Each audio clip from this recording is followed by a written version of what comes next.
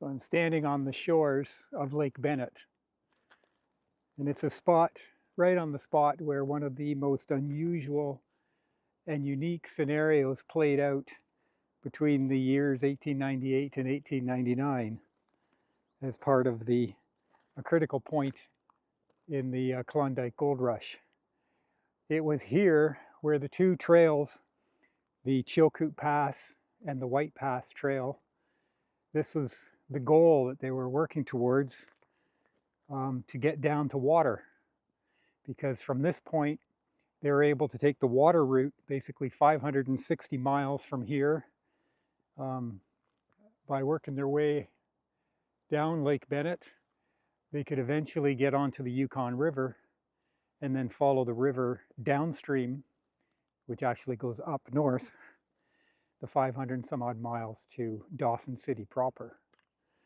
It would go through, not too far from here, through what is now Whitehorse and the Whitehorse Rapids, which was one of the most dangerous parts of the route.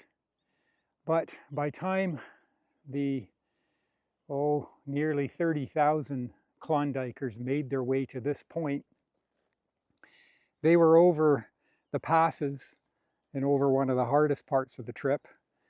They had started in Skagway, and the only winter route would have been over the Chilkoot Pass. The White Pass was virtually impassable during the winter. But so a lot of them did come over in that winter of 1898 to 1899 and made their way here, right to this beach. And it's just hard to imagine, but 30,000 people over that winter made their way here, and then they had to build a boat. Some of them brought materials with them on that route over the pass, but most of them cut the trees green in this lining the lake itself. So most of these trees that you see now have grown up since that time, 125 years ago. So they would cut those trees using whipsaws. And this was one of the biggest challenges actually for them, because it would take two people, two men, and they'd set up these stands to hold the logs. So they'd have to go out and cut the trees, strip them, put them on the stands, and one person would be up above on the one handle of the whipsaw, and one person would be down below, and they would whipsaw those logs into planks, which I guess was a terrible job, as you can imagine. If you're down below, the sawdust would go right into your eyes, and up above, you had to do most of the work pulling it back up. So a lot of the teams, when they started out as teams, this is where they broke up. And because it would take weeks and weeks of whipsawing to cut enough planks to build your boat, whatever that boat was going to be. So over that winter, there were over 7,000, a total of 7,124 exact. And the reason we know that is because Sam Steele made his way here with the Northwest Mounted Police to provide a little bit of oversight, because the concern was that in the spring, when the ice went off this lake, that all those boats that are Armada were going to leave at the same time, and it was going to be mayhem, and there would have been lots of people drown and die on the route, which there were, but probably far fewer than there would have been, because he did put in some law and order, put in some regulations. Again, in order to get over the passes into Canada, they had to bring 1,000 pounds of gear, which is basically enough for 1 year's supply of rations. So that totaled 30 million pounds of gear were here. They built their boats. The Northwest Mounted Police, they made their way through all of them, inspected every one of them. They numbered them so they could keep track of where they were on the river going forward. And that, they say, saved a lot of people's lives, because not only these people didn't know how to, most of them didn't know how to build a boat, they certainly didn't know how to operate a boat.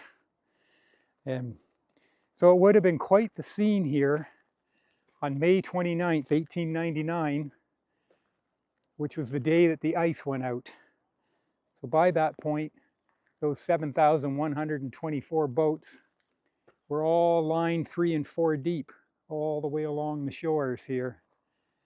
And then, of course, up the slopes were thousands of tents, 30,000 people.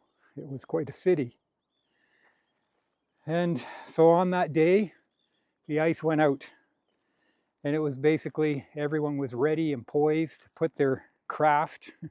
And the craft, there was quite a mixture. Everything from flat bottom to rounded bottom to canoes to even 3 or 4 logs strung together into a raft.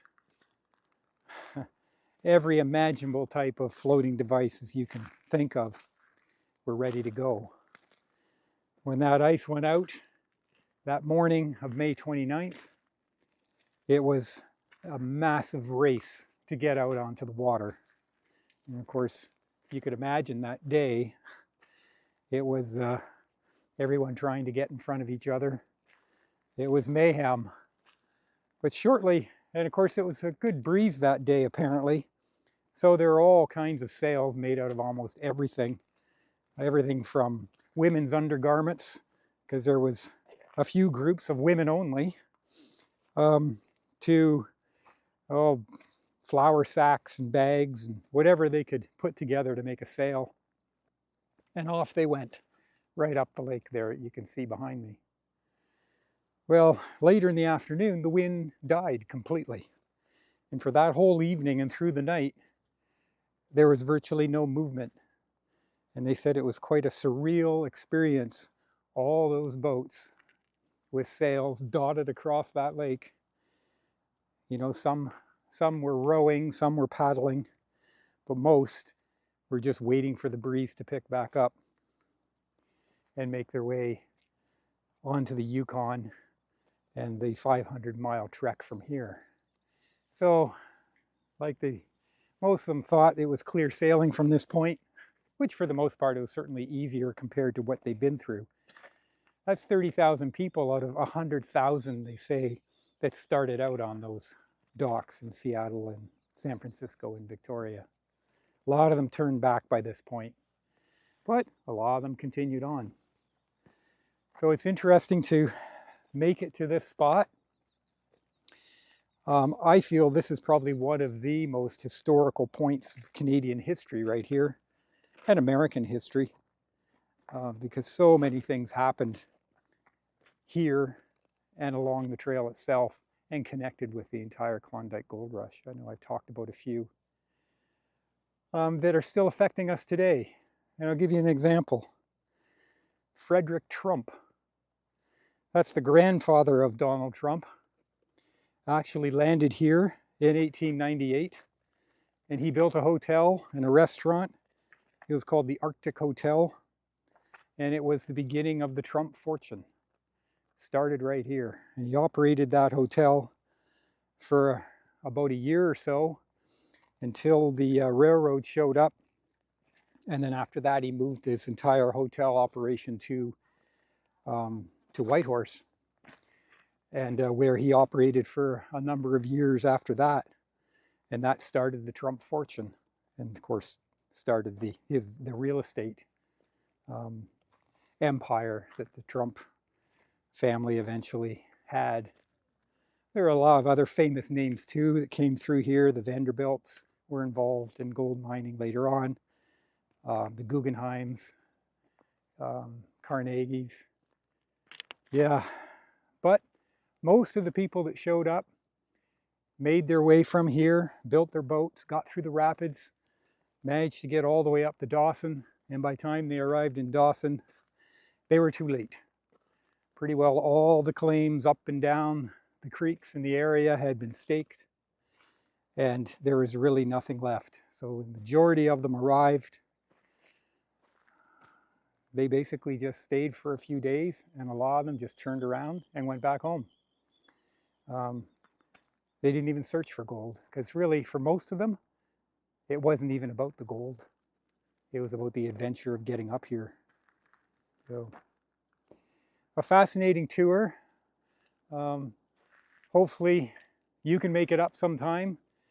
I was in Skagway the last few days. I'll do a little video on Skagway. Very different from Dawson, very different. Mainly because of the location and the history of it. It has basically turned into a huge tourist destination with the cruise ships. Over 1 million people a year land there on cruise ships. A lot of the people that were on the train, you might have seen the train behind me, were off those ships, and I guess it shouldn't be surprising, but most of them knew very little about the Klondike. They were really here just to take a fun train trip for the day, and that's how it was sold to them, basically. But for me, it was the history of being able to stand in this spot. And it's been worth all the efforts and time to get here. I'm really glad I've done it. All of this area now is protected, of course. We're back in Canada. This is in Canada. So Parks Canada take care of this as well. Similar to what they've done in Dawson. There really isn't much in the way of buildings here. The old church is still here. I'll go up and have a look at that. But the beaches are littered. I don't know if you can see it there. They are literally littered with parts and materials and nails. And look down here. Here's an old nail, all rusted up, square nail.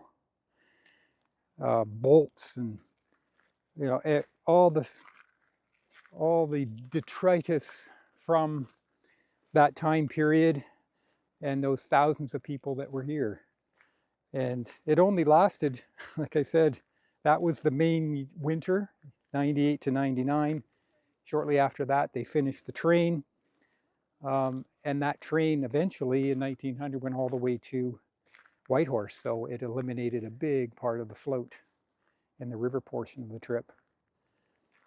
But so for many, many years, all these bits and pieces just sat here undisturbed